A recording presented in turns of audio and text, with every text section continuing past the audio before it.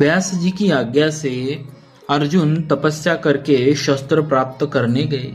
अपने तप तथा पराक्रम से उन्होंने भगवान शंकर को प्रसन्न करके पाशुपतास्त्र प्राप्त किया। दूसरे लोकपालों ने भी प्रसन्न होकर अपने अपने दिव्यास्त्र उन्हें दिए। इसी समय देवराज इंद्र का सारथी मातली रथ लेकर उन्हें बुलाने आया। उस पर बैठकर वे स्वर्ग गए और वहां देवताओं के द्रोही असुरों को उन्होंने पराजित किया।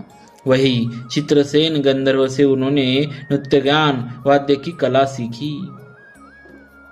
एक दिन अर्जुन इंद्र के साथ उनके सिंहासन पर बैठे थे। देवराज ने देखा कि पार्थ की दृष्टि देव सभा में नाचती हुई उर्वशी अप्सरा पर लगी है।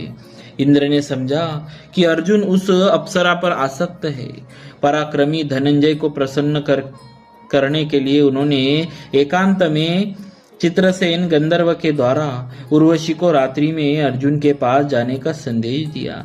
उर्वशी अर्जुन के भव्य रूप एवं महान पराक्रम पर पहले से ही मोहित थी। इंद्र का संदेश पाकर वह बहुत प्रसन्न हुई।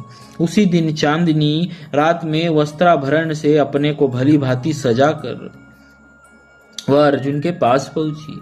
अर्जुन ने उसका आदर से स्वागत किया। जो उर्वशी बड़े बड़े तपस्वी ऋषियों को खूब सरलता से विचलित करने में समर्थ हुई थी, भगवान नारायण की दी हुई जो स्वर्ग की सर्वश्रेष्ठ सुंदरी थी, एकांत में वह रात्रि के समय अर्जुन के पास गई थी और उसने इंद्र का संदेश कहकर अपनी वासना प्रकट की। अर्जुन के मन में इससे तनिक भी विकार नहीं आया। उन्होंने कहा, माते, आप हमारे पुरुवंश के पूर्वज महाराज पुरुरवा की पत्नी रही है। आपसे ही हमारा वंश चला है। भरत कुल की जननी समझकर ही देव सभा में मैं आपको देख रहा था और मैंने मन ही मन आपको प्रणाम किया था। देवराज को समझने में भूल हुई। मैं तो आपके पुत्र के समान हूँ, मुझे क्षमा करे। उर्वशी काम मोहिता थी। उसने बहुत समझाया कि स्वर्ग की अप्सराएं किसी की पत्नी नहीं होती, उनका उपभोग करने का सभी स्वर्ग आए लोगों को अधिकार है। परंतु अर्जुन का मन अविचल था। उन्होंने कहा, देवी, मैं जो कहता हूँ उसे आप सब दिशाएं, सब देवता सुन ले। मेरे लिए माता कुंती और माद्री पूज्य है। जैसे सची मेरी माता है, वैसी ही मेरे वंश की जननी आप भी मेरी माता है।